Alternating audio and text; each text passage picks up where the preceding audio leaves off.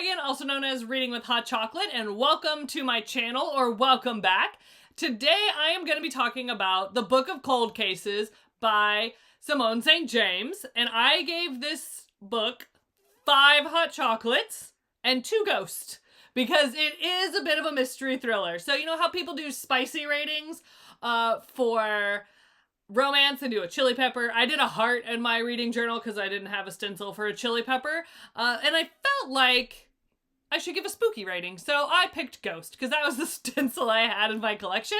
So I gave it 5 hot chocolates, aka 5 stars, and then 2 ghosts, because there were moments where I was like, this book is about to end up in the freezer because I was reading it at night and I had to go to sleep. But let's talk about it. I really loved this book. It has dual time frames, dual narrators, so you're going back and forth from the 1970s to kind of a more current time.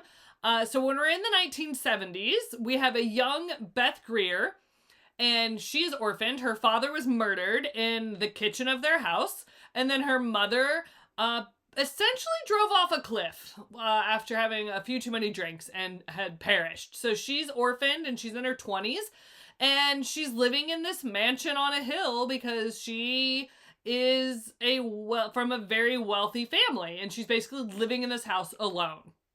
And you quickly realize, even in the current day talkings with Beth, that there's something weird about this house. Like, she goes to bed and she makes a big point of like, I have to go to bed before the voices start, and I have to go to bed before the noises start. And you're like, well, yeah, you're living in this big old mansion all by yourself. It's super creepy. And then as she tries to go to sleep, you start hearing, like, she's describing footsteps and voices, and you're like, is she crazy or is this house haunted? There could be both happening. And the door, she always makes sure she locks the bedroom door so that the ghost can't come in, or that whatever she thinks is there can't come in. And you start to hear things like, I'm still here, or let me in, or different things like that. Those are some of the moments where I was like, this is gonna end up in the freezer. Because I was reading it right before I was going to bed. I loved it. Beth is a really interesting character.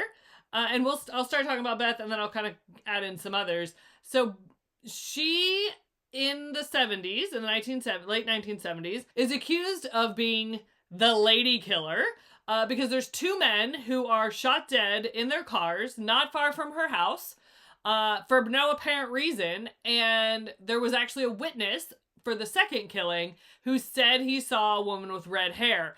And Beth apparently is the only ginger-haired person in this town. And they're all like, she did it because she has so much trauma in her life that she's now just killing to kill. And then they link that the forensics links the bullets to her father's killing, and that becomes a whole nother question. And she's really just kind of unfazed throughout the whole thing. And you kind of can't figure out why. She seems to just be like, I'm just minding my own business. I'm just here. Do what you want. I don't care. Whatever. And it's very odd behavior coming from her. And people are just really like confused and like thinking she has cracked, right? She has fallen under the pressure of all this trauma, and she has killed these guys for no reason that we can figure out. So it's a kind of goes back and forth in the present time. So in present time, we have Shay. Shay has a lot of guilt because she was kidnapped, managed to escape the kidnapper, and he went on to murder another young lady. So she felt like because she didn't come straight home, that she hid because she was afraid that he was going to circle back and try to find her. She hid for like 3 hours in a shed, and she blames herself for the death of that other young lady because she hid and gave him a chance to move on to his next victim.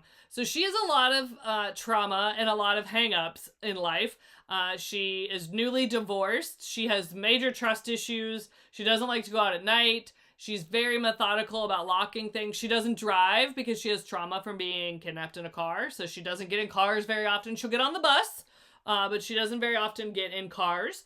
So she has a lot of things that she's working through. But she runs a true crime blog or website, and it's called The Book of Cold Cases, where she kind of deep dives cases, and there's armchair detectives and all those kind of things happening on her site. And she realizes when she's at work at a doctor's office that Beth Greer, is one of their patients. And she's sitting at the desk and she's like, that woman looks so familiar. Why do I know that woman? And she looks back at the appointments and realizes it's Beth Greer. And she's like, oh my gosh, I have to talk to her. This is like the ultimate cold case. And so she goes and finds Beth, and Beth, shockingly, agrees to talk. It's the first time Beth has ever agreed to talk to somebody. And Shay goes to the house and she starts telling her the story, and then Shay starts getting weird things happening around her and to her in the house. And she's like, surely not. Surely this is like some kind of something. This cannot be a haunted house. Like, it can't be. It doesn't make sense. And it's just a crazy story of these two women with both a lot of trauma and their journeys through life. We have Michael, and he is friends with Shay, and they've never met. And she talks to him all the time about different cases. He's a retired police officer, so we can kind of get some intel and give her some perspective. And they do eventually meet in person. And it's just a great kind of love story of her learning to trust again, and him helping her learn how to cope with all of her traumas. He's also newly divorced. And then we have Detective Black. And Detective Black was always Team Beth Greer. He never thought that Beth was the murderer or the lady killer. And Beth gives him permission or asks him to talk to Shay. And so he is very much like, this is a first. Beth doesn't talk to anybody, nor does she call me and say, hey, you can talk to this person about my case. And Detective Black also knows who Shay is. Shay was only listed as Girl A in the criminal case against her abductor because she was a minor. But he knows who she is because he was a police officer in the town when that happened. And it's just a crazy story. I'm not going to give away the twist of the lady killer and whether the house is haunted or not haunted. I'll let you decide. I gave it 2 ghosts, so there's some creepy stuff in there. And you learn a lot about what actually happened to Beth's father, to Beth's mother, because you do kind of go back in time a lot and you kind of see it from Beth's perspective. Almost the chapters where it's like Beth's perspective are almost like Beth is like hovering above the scene and watching it and telling the story to Shay. So it's kind of cool. I really liked it. It was a great start to the year for me. And I need to read some more Simone St. James because these were really good and I definitely recommend it. I did choose to wear I'm only here for the alibi for this video because I thought it was really appropriate.